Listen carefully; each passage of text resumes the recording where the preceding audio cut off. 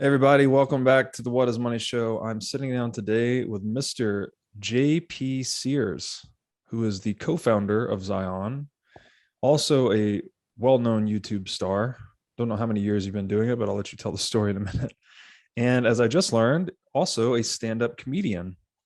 So JP, welcome to the show.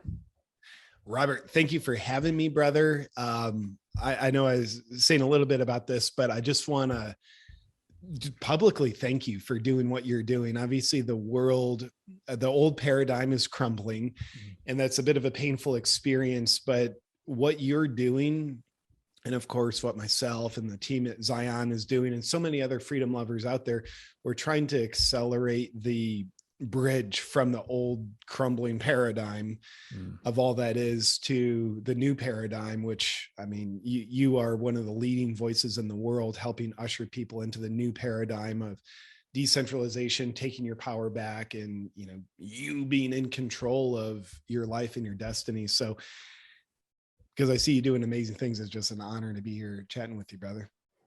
Thank you so much for saying that.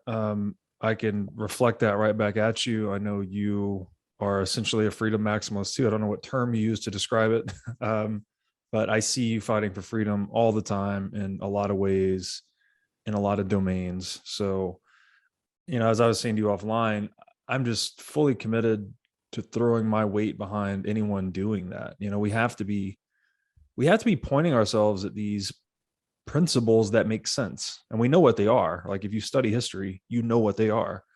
But for some reason, humanity keeps trying to abdicate from those principles. Like, we think we can get away from life, liberty, and property and somehow get into this world of censorship or cancel culture. It's nonsense. So, like, communism will work this time. It's just never been implemented properly. Right. Man, it's a crazy time. And the only way I can explain how so many intelligent people are completely bypassing the obvious lessons that history has taught us, life, liberty, property rights, basically how freedom is the most essential thing on earth. But so many people are now literally anti-freedom. The only way that makes sense in my mind, how these intelligent people can be for, call it, this mainstream narrative, is Dr. Robert Malone on Rogan's podcast introduced the term kind of to the world. First time a lot of people heard it, the term mass formation psychosis. And in short, I think that explains a lot. It's basically where highly intelligent people aren't accessing their intelligence in the moments that they're propagating this mind control weirdness. And I don't know how else to explain why there would be people crusading against freedom, and why in America people think it's a virtue signal to be anti-free speech, and how people think free speech is dangerous, rather than looking at the reality of, oh, not having free speech, that's the danger. Yes. What 100%. I actually spoke with Malone recently on the show. We haven't released the episode yet. Well, I think it'll come out tomorrow. We can't release it on YouTube because it's blacklisted. He is blacklisted, basically. So it'll be coming out on the podcast and Rumble. But what's funny, I'm glad you brought up mass psychosis, because I had been writing this essay series titled Sovereignism, which was kind of loosely based on the sovereign individual. But I guess this was October, November, December last year. I was writing about mass psychosis because that's a lot of what, totalitarianism is essentially mass psychosis. So were the Salem witch trials. There's a lot of other instances throughout history. Nazi Germany, there's been a lot of them. But one of the patterns I identified was there tend to be substantial and rampant violations of property rights leading up to a mass psychosis. So I've been hashing out this theory. It's like, okay, if we violate property, we are perturbing people's relationship with the world, right? Like, property is your freedom, essentially. It's your past freedom. Whatever you did to create value in the past, you now have that in property. If that's stolen from you, then it's the same as violating someone's liberty or life or anything else. So anyways, I was writing about this piece, studying the history of mass psychosis. My own soul and heart is being darkened in the process. Like if you ever actually go and study these things historically, it's terrible. It's miserable to read about and study, and then in turn to try to write about it. It was like screwing me up. My head was out of whack. Anyways, his interview comes out with Rogan at the end of December, and then he mentions mass psychosis and it goes viral. So it was very serendipitous to me to like, I was so happy to be pulling myself out of that to like go on and write about a different topic, and then to see it suddenly go viral was so telling of where we are today. Yeah. Coincidentally enough, just today, a couple hours ago, I filmed a comedy video on mass formation psychosis. Now, unfortunately, there's nothing funny about mass formation psychosis, but just doing what I do with online videos, I'm trying to use the language of comedy to convey important messages of freedom. And I think with mass formation psychosis, Ram Dass's quote applies so well. You can't get out of a jail you don't know you're in. That's why I think educating people, like you said, like it's a sacrifice learning about mass formation psychosis. It doesn't feel good. It's depressing, but helping educate people to recognize this thing allows them to see the jail that they might not otherwise know they're in. And if they don't know they're in it, they have no way of getting out because it's very slick, manipulative, literally hypnotic program. So it's something I'm grateful Dr. Malone kind of put the term in the zeitgeist, because I think the number one antidote for mass formation psychosis is seeing it. And I'm curious in your research of it, as far as like what the solutions are of helping ourselves, helping other people free themselves from the psychosis into the sovereignty of their own critical thinking. Curious what kind of solutions you've come across. Well, I agree with you, first of all, that just recognition that it exists, versus, I guess there's a tendency to think that whatever thoughts you're having in a moment are just yours, right? Oh, I generated the thoughts and the actions. I am free. I'm critical. No one likes to think they're not critical thinking or they're being pulled around by the crowd or anything of that sort. But it's a truth. It's a truth of being human.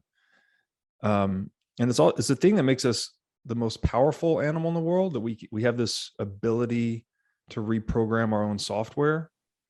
But if you don't realize that power, you end up being programmed by something else, someone else's narrative or someone else's story. But if you understand that that you're programmable effectively, you can self-program, right? You can train yourself to be a critical thinker and see through stuff. So to your point, just having that conceptual notion of a mass psychosis is like, that's very helpful, just to be like, oh, this is a real thing. I can now step outside of it, look at it, move it around, think about it. And as I mentioned, one of the other patterns, which I hadn't seen much written about, which was kind of my original take, was there tended to be a lot of currency counterfeiting or other violations of property leading up to mass psychoses. Even in the Salem witch trials, like we've heard about this, no one talks about, I forget the name, I think it was the Boston Mint, maybe, was rampantly counterfeiting currency for decades leading up to the Salem witch trials. And then when things reached a head, literally when the bank pretty much collapsed and counterfeiting it was just a whole mess, that's when they started burning people alive. So I think there's this deeper connection between property and or money and the mind. Like if it's how we relate to reality through money and through property, if you mess that up, then I think there's blowback into the human psyche, frankly. That makes sense. And I think one way of looking at property, it's a crystallization of our thoughts. Mm-hmm. So it's like whether you own a house or a car, mm-hmm. or like sculptures, like that symbolizes thoughts that mm-hmm. you have. And yeah, what I'm hearing you say is if the government or whatever tyrannical regime can get you to consent to allowing your property to be violated, mm-hmm. then what you're really consenting to is allowing your mind to be violated, because your property is a symbolic representation of your thoughts. You mentioned counterfeiting as a historical lead up to mass formation psychosis, burning of witches. And I'm curious, what's the parallel you see today? Is it literally counterfeiting, or is it the government printing like 40% of all US dollars in existence were printed in the last 12 months, that kind of thing? Yeah, actually, sorry, I should have clarified that. I actually, here's the phrase I use to capture it all. It's like inflation is legalized counterfeiting. Counterfeiting is criminalized inflation. It's the same thing. It's just a matter of which direction the guns are pointed, right? Either you can do the counterfeiting or you get attacked for doing the counterfeiting, right? The same crime that George Floyd was basically murdered for, the counterfeit $20 bill, is the same activity the Federal Reserve perpetrates by the trillion. Yeah. It's the same thing. There's no difference other than who is legally authorized to do it and who's not. Yeah. So it's really sick. It's really screwed up. Um, and yeah, currency counterfeiting or inflation in general is just a violation of property rights ultimately, because you're moving wealth from the hands of those depending on dollars to hold their value into the hands of those who own dollar denominated assets or receive the newly printed money first. So it is, and there's not an argument here. I like, we talk about it a lot. I feel like I'm just kind of beating this drum of, hey guys, this is so fucking obvious, but yet no one in the world understands it. They think printing money is a good thing somehow. Yeah. It's almost like the fact that it's so obvious makes it harder for people to believe. Cause to me, it's like, all right, the mafia and whatever, the underground of New York doing nefarious stuff, like this small group of people, we get that. Like that's like they're trying to hide, therefore like we can see the crime easier.